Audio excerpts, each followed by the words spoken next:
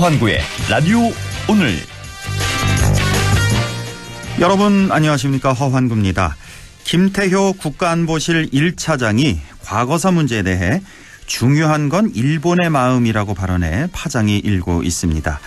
발언 배경을 설명하는 과정에서 수십 차례에 걸쳐 일본 정부의 식민지배 사과가 있었다. 그러한 사과가 피로감이 많이 쌓여 있고 라고 말해 다시 논란을 키웠습니다.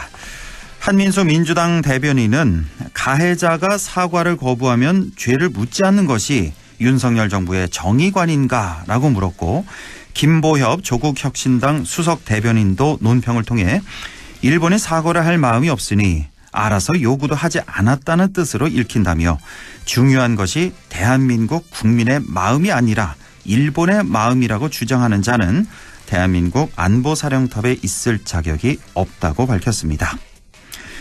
잘못은 일본이 했는데 왜 고통은 계속 우리가 받는 기분일까요? 진짜 사과는 받는 이의 마음이 풀릴 때까지 하는 거라는데 우리는 단 한 번도 그런 사과를 받아보지 못했기 때문이겠죠. 8월 19일 월요일 라디오 오늘 광고 듣고 시작합니다.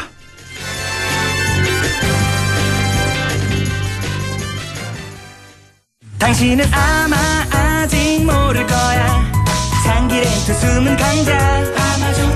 아마 믿지 못할 거야. 합리적인 이 가격을 아마존. 장기렌트의 숨은 강자 홈페이지에서 실시간으로 확인하세요. 아마존카. 그 남자는 달랐어요. 피컷 먹는 남자. 잘해 뭐든. 특허받은 포뮬라로 남성 활력을 높여주니까. 남자의 성공 테크닉 정관장 RX진 B컵. 주 한국인삼공사 건강기능식품 정관장 RX진 B컵 광고입니다. 네, 라디오 오늘 월요일 순서 시작합니다. 1부 양승진의 슬기로운 뉴스 생활 함께 하겠고요. 2부 이슈 오늘에서는 제6회 예천 국제 스마트폰 영화제 소식 알아봅니다. 국제 스마트폰 영화제 신창걸 집행위원장 연결해 보겠습니다. 이어서 안상준의 세상 읽기 함께 하겠습니다. 라디오 오늘 유튜브로도 다시 들으실 수 있습니다. 많은 애청 바랍니다.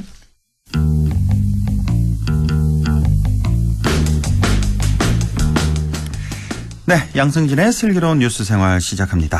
자, 대구 경북 행정통합 논의가 한창인데요. 대구시와 경상북도 모두 지방소멸 위기 극복 등을 위해서 행정통합에는 뜻을 같이 하고 지난 5월부터 행정통합을 재추진하고 있습니다. 대구시와 경상북도가 행정통합을 위한 특별 법안을 마련하는 과정에서 약간의 이견이 생기고 있는데요. 대부분 사안에 대해서 어느 정도 합의가 이루어졌는데 오늘은 통합을 두고 시도의 의견차가 뚜렷한 청사 위치와 일부 조항까지 한번 살펴보겠습니다. 오늘도 매일신문 양승진 기자와 함께합니다. 안녕하십니까? 네, 안녕하세요. 예. 자, 먼저 대구시와 경상북도가 각각 자체 특별 법안을 공개했는데요. 먼저 대구시 안부터 좀 살펴주시죠. 네, 대구시는 지난 14일 행정통합 특별 법안을 공개를 했습니다. 이날 공개된 안은 대구시만의 단독안으로 경북도와는 합의가 이뤄지지 않은 자체적 안이라는 점을 분명히 하고 세부적으로 살펴보면, 예. 대구시의 특별법안은 통합지자체 명칭을 대구 경북 특별시로 하기로 했습니다. 그리고 청사 위치를 대구와 안동, 포항 세 곳에 두고 대구 청사는 지금의 대구광역시 외에 김천, 구미, 영천, 상주, 경산, 의성, 청도, 청송 등 12개 시군을 관할구역으로 포함을 시켰고요. 네. 이제 안동에 소재하게 되는 경북 청사는 안동, 영주, 문경, 예천, 영양, 봉화, 울진 등 7곳을 관할구역으로 하고 바이오 산업이나 첨단 농업, 관광 등의 핵심 부서 기능을 강화해 배치하기로 계획을 했습니다. 네. 그리고 이제 동부 청사는 포항에 위치를 하고 포항, 경주, 영덕, 울릉 등 4개 시군을 관할하면서 해양수산이나 에너지산업 등 관련 부서를 중심으로 배치하도록 했습니다. 예, 지금 말씀하신 게 대구시의 특별 법안입니다. 그러니까 통합지자체 명칭을 대구 경북 특별시로 한다. 그리고 네네. 청사 위치를 대구, 안동, 포항 이렇게 3곳을 둔다. 이게 이제 골자가 되겠는데. 자, 그러면 경상북도도 또 자체안을 발표를 했습니다. 대구시와는 달리 청사를 대구, 안동 이렇게 2곳만 두겠다. 이게 좀 특징이네요. 네, 경상북도는 특별 법안에 대구 경북 특별시의 청사를 기존의 대구시와 경북 안동시에 둔다 이렇게 명시를 했습니다. 예. 명칭은 대구시안과 동일하게 대구 경북 특별시를 사용하기로 했으면서도 청사 위치는 두 곳을 유지해야 한다. 이런 입장이 가장 큰 차이고요. 예. 또 개별 청사의 관할 구역을 둔 대구시와 달리 이런 부분도 없었습니다. 아하. 이 부분에 대해서는 경상북도는 대구시 입장대로 통합 대구 경북 특별시의 청사가 대구를 본청사로 하게 된다면 도청 이전과 함께 안동 예천으로 이전해야 하는 기관 단체가 한 110곳이 되는데 예. 이 중에서 이미 신도시로 이전을 완료한 77개 기관이 다시 대구로 이전을 해야 하는 상황이 벌어질 수 있다. 이렇게 판단을 했거든요. 본청사 있는 곳으로 가야 되는 거군요. 이런 공공기관들이. 예. 네. 그러니까 이들 유관 기관 단체는 정관에 이제 강력지자체의 청사가 소재한 곳에 위치해야 한다. 이렇게 명시를 하고 있습니다. 그러니까 경북의 안은 그러니까 본청사 이런 개념이 없는 거군요. 대등한 두 개의 청사를 둔다. 안동청사, 대구청사. 예. 이런 개념이군요.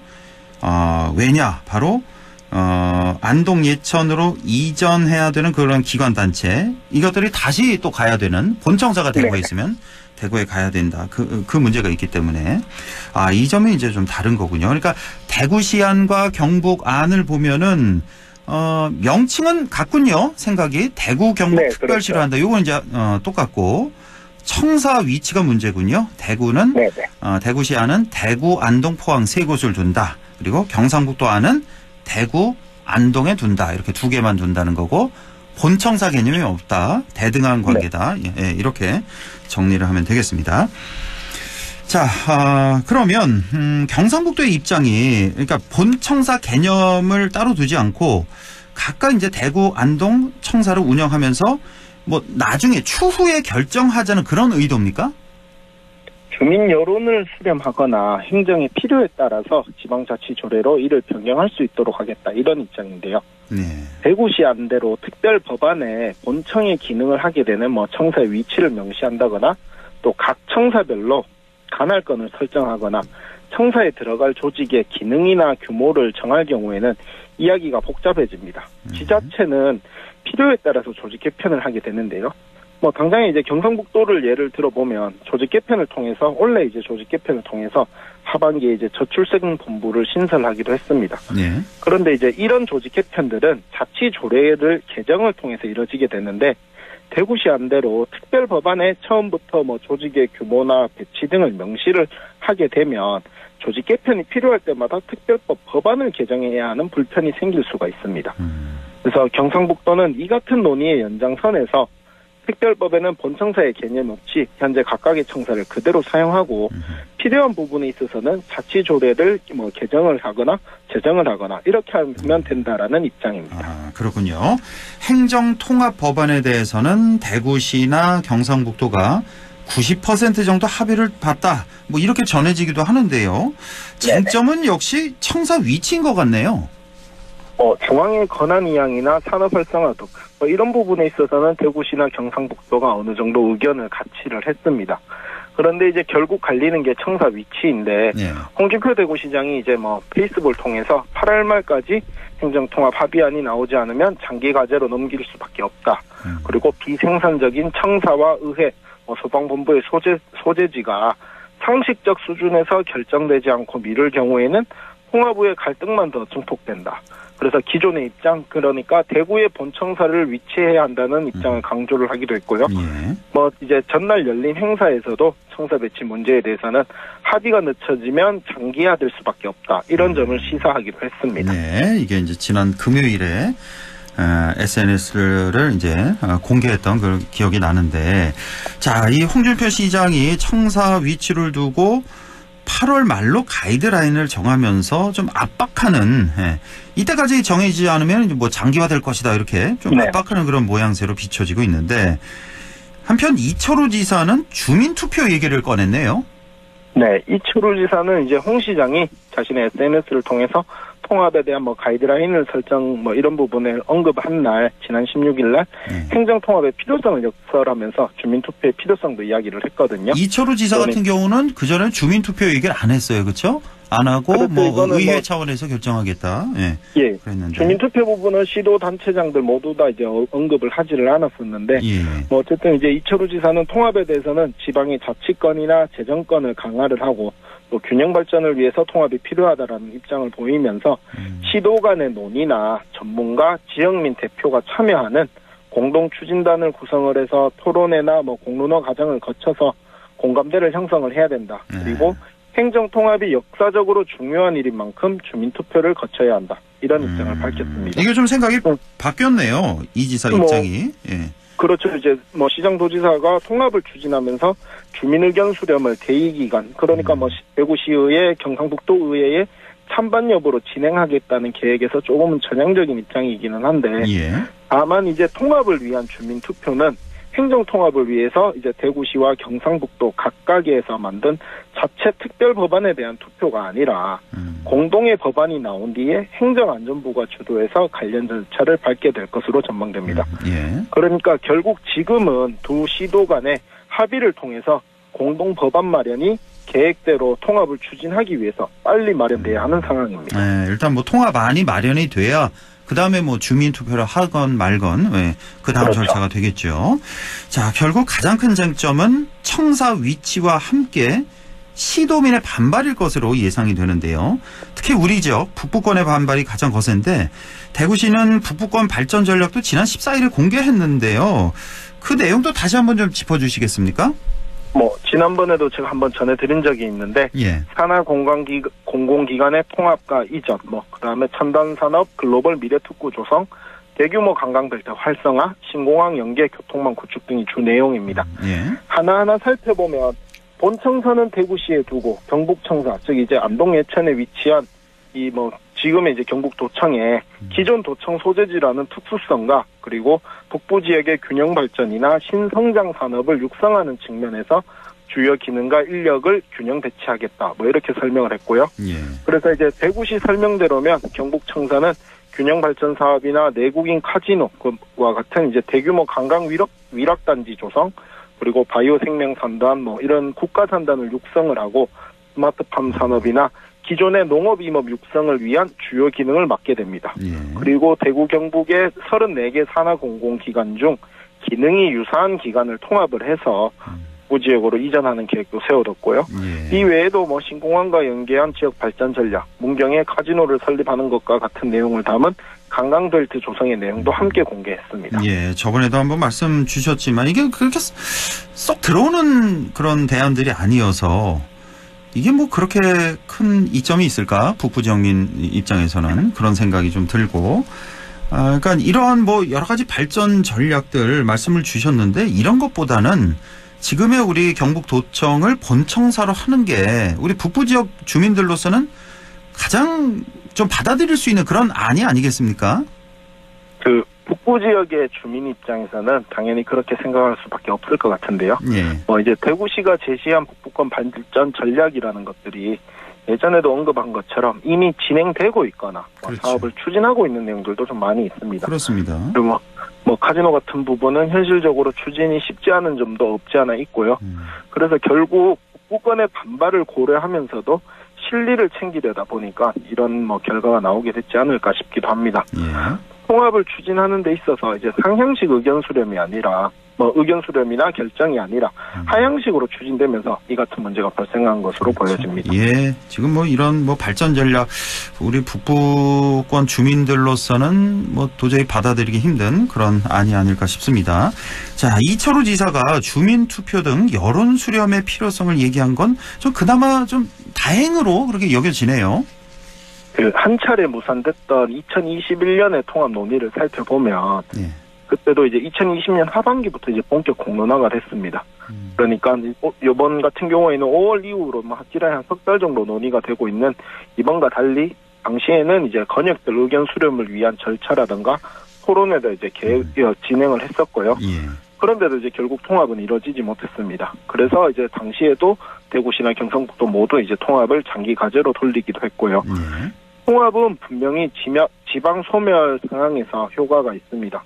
또 홍준표 시장 설명대로 어쩌면 대구시가 이제 통합 대구 경북의 본청사 역할을 하는 것도 상식선에서 당연하게 여겨지는 부분도 분명히 있습니다. 예. 그런데 이제 그 과정에서 주민의 의견이 전혀 배제되고 있는 것은 문제인 것 같거든요. 예. 또 통합을 통한 효과가 주민들에게 전달되지 않고 있는 점이라든가 행정 조직이 달라지고 지방 행정 체제가 개편되는 게 과연 주민들의 삶에 어떤 변화를 가져올 수 있는지에 대한 설명 없이 현재는 시도 간의 주도권 싸움이 벌써부터 이루어지고 있는 것 같기도 하고요. 예.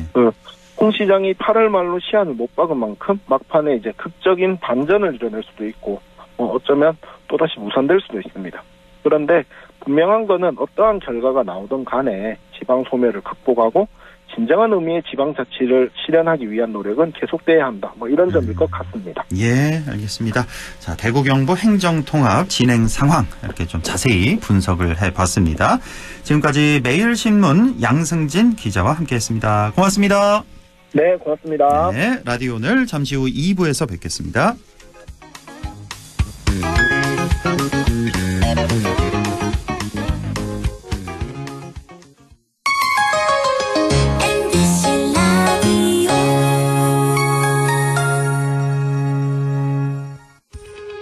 오늘도 안전하게 음주운전 예방수칙 알려드립니다. 첫 번째, 술자리가 예정된 경우 미리 귀가 방법을 정하고 차는 가져가지 않는 것이 안전합니다. 두 번째, 음주 후 자전거나 전동 킥보드를 이용하는 것도 음주운전 처벌 대상에 포함됩니다. 세 번째, 과음을 한 다음 날에는 대중교통을 이용해주세요. 숙취 음주운전 역시 처벌 대상입니다.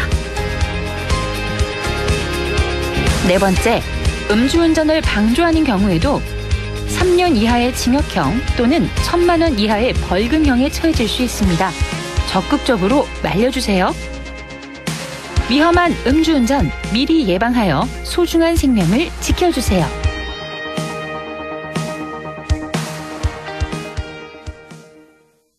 안녕하세요, 강남입니다. 오늘은 멋진 우리 이웃들 한번 만나볼까요? 부지런한 K 사장님 로빈 씨, 오늘 많이 바쁘세요? 한국인은 밥심인데 밥 먹을 시간도 없어요. 할 땐 하는 프로 직장인 로렌 씨, 일하면서 제일 기쁜 순간은? 퇴근할 때? 윙크장인 트로트 가수 레오 씨, 어쩌다 트로트를 하게 됐어요? 한국의 흥에 반했죠. 여러분도 이런 멋진 이웃들과 함께 살고 계시죠? 다 함께 내일을 만들어가는 다문화 이주 배경 이웃들. 우리는 모두 우리입니다. 공익광고협의회.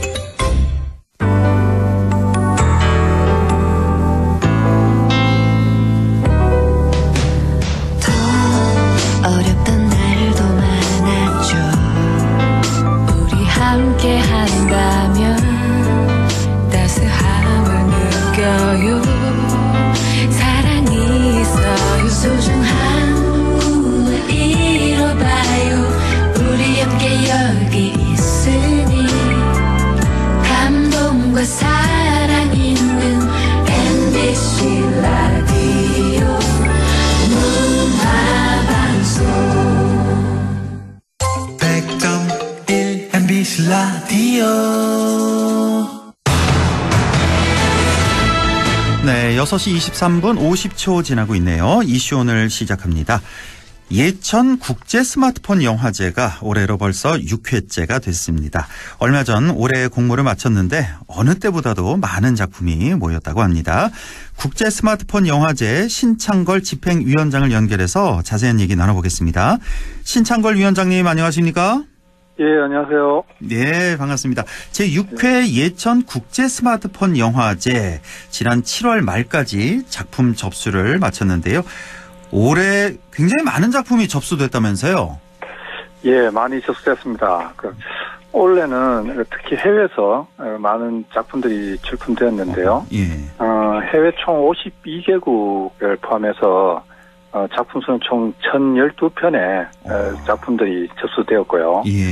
현재 심사위원회에 작품들이 이관되어서 현재 심사 중에 있습니다. 이렇게 많이 접수가 됐습니까? 네, 예. 해외 무려 52개국에서 총 우리나라 작품까지 포함해서 총 1,000편이 넘는 작품이 접수됐다는 건데. 예, 맞습니다. 지난해 5회 대회 때는 총 584편이 접수됐는데 이번에 거의 2배 가까운 그런 숫자의 작품이 접수가 됐네요. 5회 때 지난해는 어떤 작품들이 수상을 했었나요?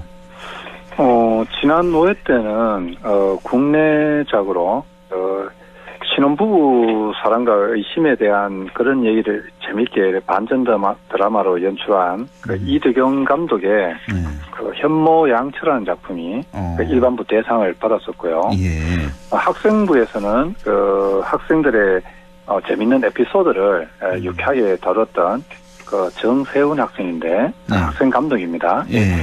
학교를 빠지는 N가지 방법이라는 작품이 학생부 대상을 그렇게 수상하였었습니다. 아, 제목부터 아주 재밌을 것 같네요. 예. 학교를 빠지는 N가지 방법. 이게 이제 대상을 수상했고, 현모양처가 일반부 대상을 받았고요. 자, 작년에 비해서 이제 2배의 이런 작품들이 접수돼서 굉장히 이거 수상하기도 힘들 것 같네요. 보니까 심사하기도 힘들겠는데요. 일단 1000편을 다 심사하려면은 일단 그 시간적으로도 좀 많이 필요할 것 같고. 예, 그렇습니다. 그렇네요. 예.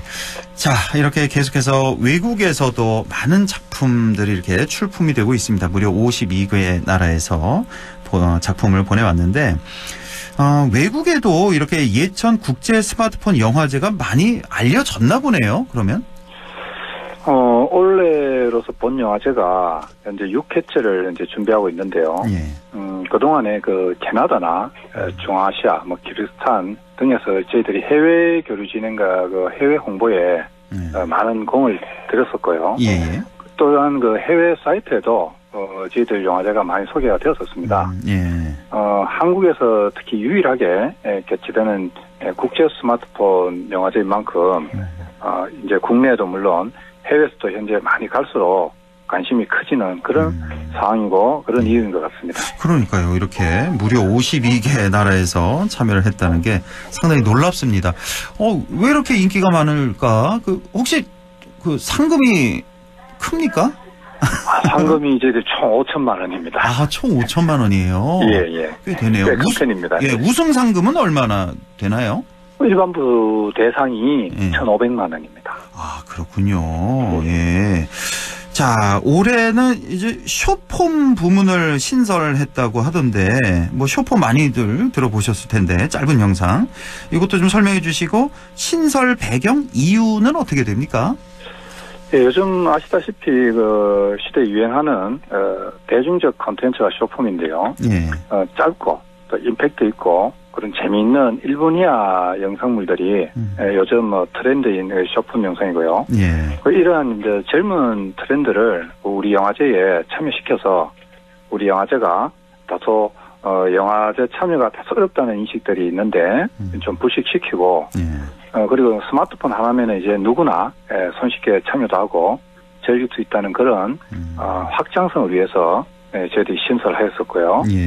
현재 반응이 매우 좋은 그런 상황입니다. 아, 그러니까 1분 이하군요. 시간 제한이 있는 거죠? 이 쇼폼 부분 1분 이하로.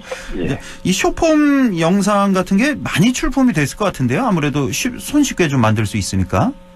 예, 다양하게 해외에서도 많이 들어왔고요. 그러니까 쇼폼 작품들이 재밌는 작품들이 많이 들어왔습니다. 대략 한 몇 편 정도나 들어왔죠? 쇼폼 부문 같은 경우는? 쇼폼이 지금 150여 편 이상 들어왔습니다. 아, 150여 편이고 다른 건 일반 영화. 예, 맞습니다. 이 일반 영화 같은 경우도 이거 시간 제한이 있었습니까? 이번에? 작년부터 저희들이 시간 제한을 풀었습니다. 아, 시간 제한을 풀었어요? 예. 그럼 긴 영화는 1시간 이상 되는 것도 있을까요? 예, 1시간 이상짜리도 꽤 몇 편씩 있습니다. 그렇군요. 예. 정말 심사하기 힘드시겠네요. 이거 다 보시려면은. 예. 제가 위원님들이 조금 고생 중에 계십니다. 그러니까요. 예.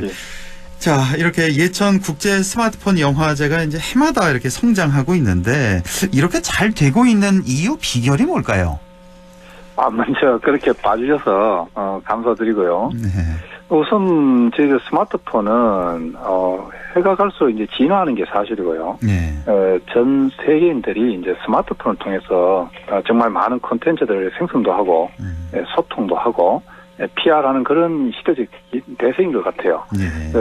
물론 이 영화 제작에 있어서도 마찬가지고요.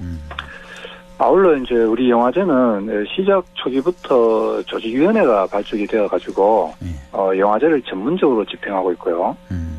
또한 후원 기관인 예천군과 경상북도 외에 여러 행정기관과도 소통 구조가 잘 되어 있는 편입니다. 예. 또한 지역 주민들도 현재 적극적으로 참여해 주셔서 그 원동력이지 않나 이런 생각이 듭니다. 그렇군요. 예. 자, 이렇게 천여 편의 출품된 작품들 이제 심사를 통해서 수상작을 가려야 될 텐데, 자, 심사는 과연 누가 할 것인가? 이것도 좀 많이 궁금해요. 또 어떻게 이루어지는지도. 왜냐하면 이제 천여 편이나 돼서 꽤나 어려울 것 같습니다. 심사가. 예, 저희들 공식 홈페이지에 소개되어 있는데 예. 현재 심사위원회는 총 5분으로 영화 감독 및 영화 관계자분으로 선임이 되어 있고요. 5분이 다 하는 거예요? 예. 이게 시간적으로 이게 가능한가요? 시간적으로 시간을 좀 넉넉하게 둬서 저희들이 현재 의뢰를 해서 일관되어서 심사 중에 있는데요. 예. 영화 감독 겸 교수이고 영화 아부의 왕 연출하신 정승구 감독님이 현재 심사위원장을 맡고 계십니다. 예. 그리고 이제 영화 순수시대 연출하신 안상훈 감독, 그리고 사냥 영화 사냥을 연출해 주신 이유철 감독, 그리고 많이 아시는데 영화 하모니하고 공조 연출해 주신 강대규 감독님. 아주 유명한 분이잖아요. 강대규 감독은. 맞습니다. 예. 그리고 또한 은밀하게 위대하게 800만 영화 감독이죠. 은밀하게 위대하고 최근에 인민을 위해 복무하라 연출해 주신 장철수 감독님. 이렇게 5분께서 심사를 해주고 계십니다. 예. 각 위원님들이 1차적으로 심사를 해주셔서 작품을 다 모아오십니다. 예. 그래서 저희들이 심사 합평회가 별도로 2차적으로 진행이 됩니다. 심사 합평회에서 각 감독님들이 선정해 오신 1차적인 배점을 기준으로 해서 최종적으로 수상작들을 협의해서 선정하게 되는 그렇게 공정한 심사로 진행되는 그런 구조입니다. 모두 이제 5분이신가요? 심사위원이? 예, 5분이. 며칠에 걸쳐서 이걸 다 하시나요? 심사를? 지금 20여일 이상 걸립니다. 20일 정도. 그렇죠. 근데 이분들 보니까 다 꽤나 이름 있는 그런 영화 감독들도 있고 그래서 바쁘실 것 같아서 시간 내기도 쉽지가 않았겠네요. 이분들 섭외하기도. 그렇죠? 예, 이번에 작품 수가 좀 많이 들어와서 저희들도 감독님께 특별히 또 좀 부탁도 드리고 시간을 조금 더 할애드리고 이렇게 해서 지금 진행을 하고 있습니다. 그렇네요. 예. 좀 주위에서 좀 도와주시는 분들도 좀 많이 계셔야 될 것 같네요. 우리 집행위원장님도 같이 심사하셔야 되는 거 아닌지 모르겠고. 아닙니다. 저희들은 심사위는 절대 관여하지 않기 때문에 딱 5분 심사위원님들께서 정확하게 가르쳐주시는 걸로 그렇게 원칙화되어 있습니다. 그렇군요. 예. 자, 이 쇼폼 부문 출품작은 지금 유튜브 채널을 통해서 공개되고 또 그 조회수 있잖아요. 이 조회수가 심사 점수에도 또 반영이 된다면서요. 예, 이번에 유튜브 저희들이 쇼폼을 신설을 했는데 현재 유튜브 상으로 열띤 경쟁 중에 있습니다. 반응이 너무 뜨거워서 저희도 좀 당황스러울 정도인데 유튜브 조회수는 공개적으로 오픈이 되고 있고요. 심사위원회 배점표에서 100점 만점 배점표에서 20%가 반영이 되게끔 되어 있습니다. 이 또한 심사위 합평회 때 심사위원님들 전수와 합산이 되므로 혹시나 현재 조회수가 좀 작다고 해서 실망하거나 포기하실 필요는 없다고 그렇게 말씀드릴 수 있습니다. 참고로 재밌는 영상들이 많이 들어왔거든요. 애청자 여러분께서도 꼭 유튜브 예천국제 스마트폰 영화제 채널에 접속하시면은 여러 작품들을 감상해 보실 수 있습니다. 그렇군요. 유튜브 딱 들어가셔서 그 검색에다가 검색창에다 예천국제 스마트폰 영화제 치시면 이 작품들 혹시 그 천여 편이 다 올라 있는 건 아니죠? 여기. 근데 현재 쇼폼 부분만. 쇼폼만. 쇼폼만 올라가 있고. 다른 작품들은 심사 발표가 나면은 공개하게 되어 있습니다. 그렇죠. 예, 여기 이제 조회수도 배점표 이제 20%가 반영이 되니까 글쎄 이게 높다면 높고 적다면 적다고 볼 수 있는 그런 20% 점수가 가산점이 되니까. 심사위원님들도 이게 공개가 되니까 아무래도 이제 또 조회수가 높으면은 심사위원님들 보는 입장에서도 또 동반 점수가 그렇죠. 움직여질 수도 있고 맞아요. 예. 그런 부분도 있을 거라고 생각이 됩니다. 어우, 저도 좀 들어가 봐서 방송 끝나고 들어가 봐야겠네요. 예, 유튜브에 예천 국제 스마트폰 영화제 치시면 아주 재밌는 영상들 많이 쇼폼을 감상하실 수가 있습니다.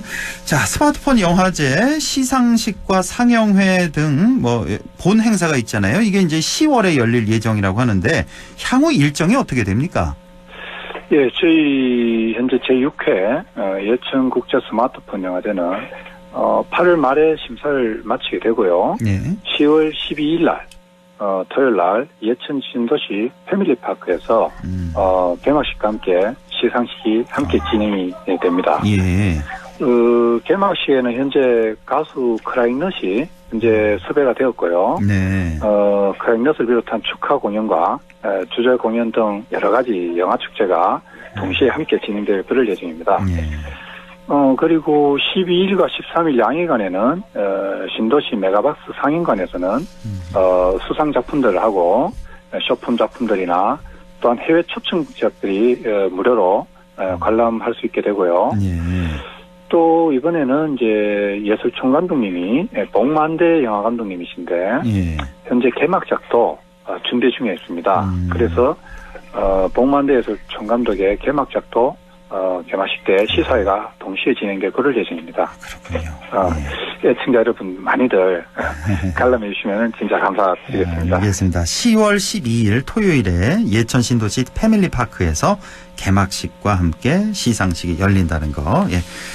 자, 알겠습니다. 오늘 예천 국제 스마트폰 영화제 소식 자세히 알아봤습니다. 지금까지 국제 스마트폰 영화제 신창걸 집행위원장과 함께했습니다. 고맙습니다. 예, 초청해 주셔서 감사합니다. 예. 라디오 오늘에서는 청취자 여러분의 참여를 기다리고 있습니다. 우리 지역에서 발생한 사건 사고 소식이나 함께 토론하고 싶은 내용을 안동 MBC 홈페이지 라디오 오늘 게시판에 올려주시기 바랍니다. 전화와 문자 참여도 하실 수 있습니다. 전화는 851국에 7191번, 문자는 샵 0913번으로 보내주시면 됩니다. 문자는 단문 50원, 장문 100원의 정보 이용료가 있습니다. 여러분의 많은 참여 바랍니다.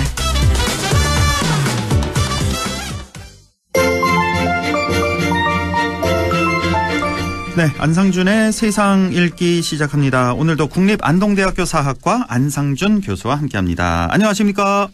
네, 안녕하세요. 네, 교수님 오늘 어떤 얘기 나눠볼까요? 사실 지난주에 독립운동관장 선임과 관련해서 독립기념관장? 윤석열 대통령의 이념 정치에 대해서 한번 다뤘는데요. 예. 제가 최근에 신문 편집하시는 분하고 전화 통화를 할 일이 있었는데 이념 정치에 대해서 대단히 우려를 많이 하시더라고요. 그러니까요. 예. 그래서 이제 8.15 광복절에 또 아주 강성 발언을 하시고 또 오늘 아침에도 국무회의를 통해서 이게 지금 통일에 관련된 8.15 덕트린을 내신 분답지 않게 굉장히 우리 사회에 어떤 위협적인 메시지를 던지셨어요. 그러니까 예를 들면 이제 반국가 세력이라는 아주 공포 정치에서나 이제 등장하는 그런 용어를 썼는데 이렇게 계속 지속되는 이념 정치가 왜 이렇게 나타나는지 기조에 대해서 한번 살펴보려고 합니다. 그렇습니다. 오늘 이 국무회의에서 반국가 세력이 암약하고 있다, 우리나라 내에서. 이거 대통령이 글쎄요, 이걸 입에 올릴 얘기인가 하는 그런 생각이 일단은 좀 거부감이 좀 들었는데. 사실은 예전에 70년대, 80년대 간첩 소식이 신문에 자주 날 때 이제 맞습니다. 그럴 때 나오던 용어들인데 21세기에 지금 이런 용어가 나온다는 게 너무 섬뜩합니다. 섬뜩하기도 하고 사실 저희가 지난주 이제 목요일, 금요일 방송을 하면서 이제 광복절 경축사 논란 자세히 좀 다뤄봤거든요. 사실 거기서도 경축사에서 좀 이게 광복절 경축사에 어울리나 하는 그런 내용들이 상당히 많았습니다. 그래서 무슨 거짓 선동이니 사이비 언론이니 기타 등등 해서 여기서 또 이제 경축사에서 눈에 띈 게 바로 통일에 대한 언급이었단 말이에요. 통일 독트린 이렇게 표현을 하던데 이거는 어떻게 보셨습니까? 경축사는. 사실 이제 독트린이라는 말 용어 자체도 굉장히 오랜만에 나온 아주 그러니까 역사적인 용어인데 예를 들면 뭐 닉슨 독트린이라든지 맞습니다. 닉슨.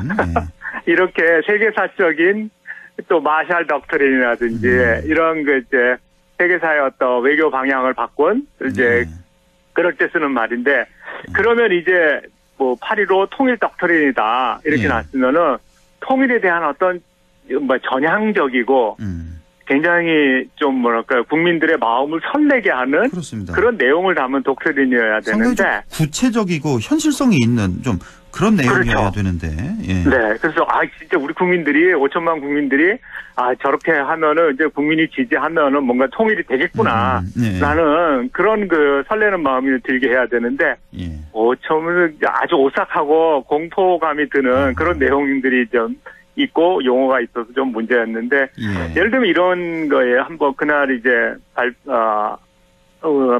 경축사에 나온 대목들을 좀 인용해 보면은 광복은 자유를 위한 투쟁의 결길이다. 한반도 전체의 자유민주 통일국가가 만들어지는 그날이 광복에 실현되는 날이다.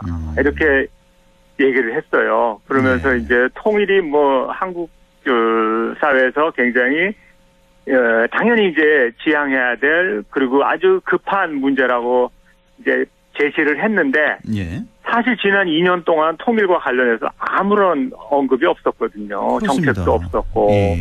그게 뜬금없이 이제 8.15 경축식 날에 이렇게 했는데 사실 아까 말씀하신 것처럼 이날 경축사에는 독립운동에 대한 얘기도 없고 일본의 과거사에 대한 그릇된 행위에 대해서 뭔가 시정 조치를 한다거나 또 우리 이 언론에서 얘기하는 우리 정부의 굴욕 외교에 대해서 뭔가 해명하거나 뭐 성찰하거나 이런 것도 전혀 없이 갑자기 그냥 통일에 대한 얘기를 하고 뭔가 이런 그 7대 방안이든지 뭐 추진 전략이든지 이런 얘기하는 게 사실은 국민들 입장에서 볼 때는 어리둥절한 거예요. 어리둥절하고 뜬금없고. 그러니까요. 좀 이상했어요. 1년에 딱 2번이잖아요. 그러니까 3.1절 기념식과 8.15 그렇죠. 8.15 이 광복절만큼은 일본에 대해서 이런 사과 요구를 해야죠. 반성 촉구하고.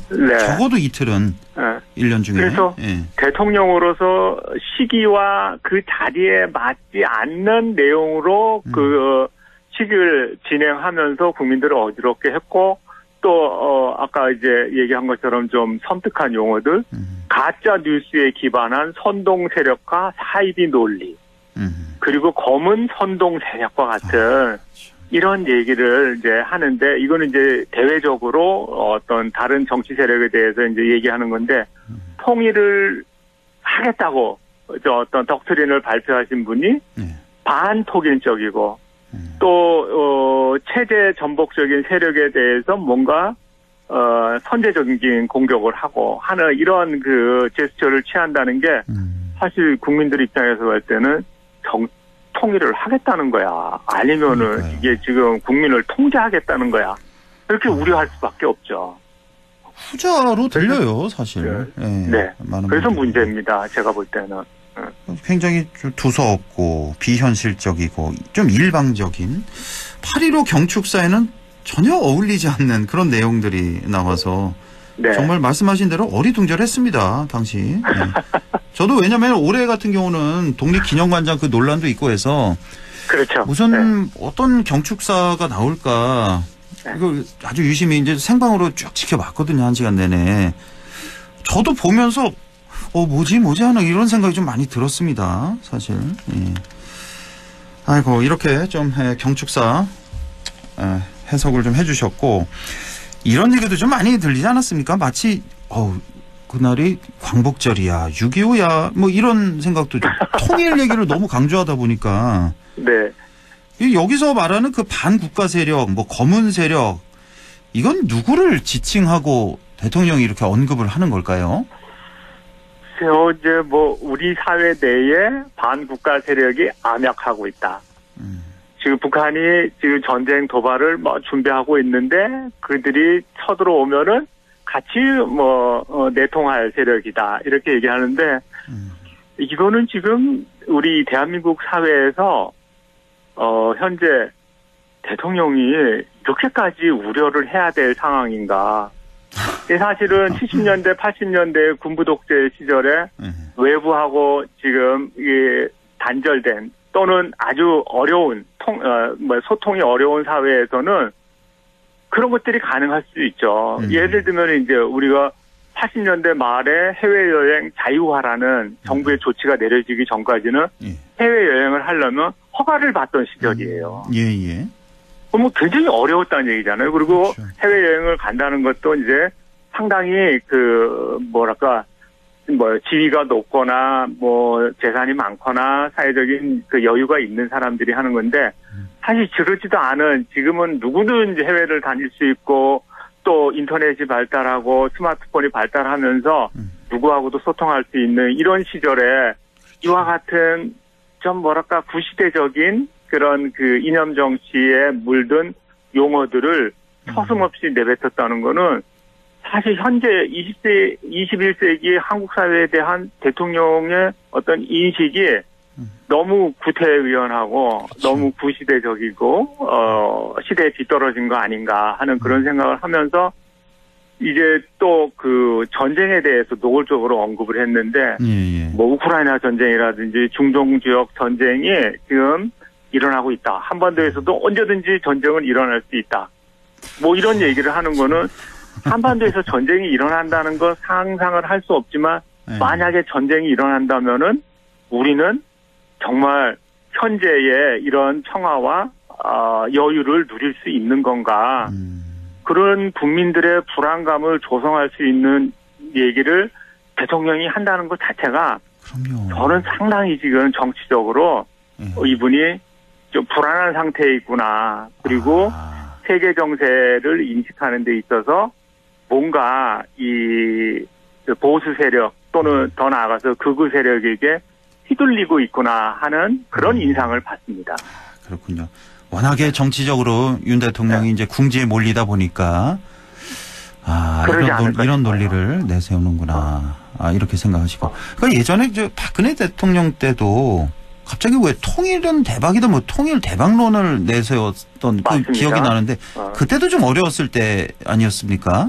그렇죠. 네, 그때는 이제 해외에 나가서 베를린에서 제가 그 얘기를 한 걸 기억을 하는데 해외에 나가서 이제 상당히 이제 어려운 상황에서 대통령이 됐고 뭔가 이제 이 전국을 주도하기 위해서 내서 통일 대박론이라는 걸 해서 한때 유행이 됐었죠. 그렇습니다. 그리고 이제 국민들을 잠깐 좀 현혹할 수 있는 그런 정치적 쇼를 한 적이 있었는데 사실 그런 것들이 이제 정책의 진정성이 담겨 있느냐를 우리 국민들이 이제 판단할 수 있거든요. 그렇죠. 예전처럼 끌려가거나 동원되거나 또는 조종되는 그런 국민이 아니기 때문에 맞습니다. 더 이상 어떤 그 정치적 쇼를 하면서 국민들의 이 마음을 사로잡겠다 또는 정치적인 지지 기반을 다지겠다 이거는 시대착오적인 것 같고 제가 이제 말씀하신 것처럼 지금 현재 대통령의 정치적 입지가 너무 좁죠. 그리고 현재 여당 대표하고도 사이가 그렇게 좋지 않은 걸로 보이고 또 이재명 대표도 좀 민주당 당대표로 다시 재선이 되면서 다시 이제 이렇게 봐도 대결 저렇게 봐도 대결 그런 상태에서 지금 이념 정치를 끌고 나가는데 사실 정상적인 그런 그 관점에서 보자면 내가 불리하니까 중도 세력을 끌어들여서 나의 지지 기반을 넓혀야 되는 게 맞는데 그렇죠. 거꾸로 가면서 극우 보수 세력에게 집착하면서 어떤 내 정치적 생명만 유지하면은 된다는 이런 옹색한 그런 그 자세를 취하면서 이제 국민들을 더욱더 불안하게 만드는 게 아닌가 그렇게 생각이 듭니다. 그러니까 일부 극렬 그 지지자들 그러니까 30%도 채 안 되는 그 지지자들만 그렇죠. 확실히 잡고 가겠다. 그리고 한편으로는 이런 생각도 들어요. 지금 그 최상병 특검도 아직 해결이 되지 않았고, 그렇죠. 김건희 여사 특검도 해결되지 않았고, 이 여당 대표가 지금 대통령과의 관계가 지금 해결되지 않아가지고 이 9월에 또 국회가 열리고 정치의 계절이 열렸을 때 지금 이제 국민들의 지지를 받지 못하게 될까봐 너무너무 불안하고 궁지에 몰려 있다는 것을 보여주는 게 아닐까 싶습니다. 한때는 윤석열 대통령이 또 이런 발언도 했잖아요. 그 이념 같은 거 필요 없다.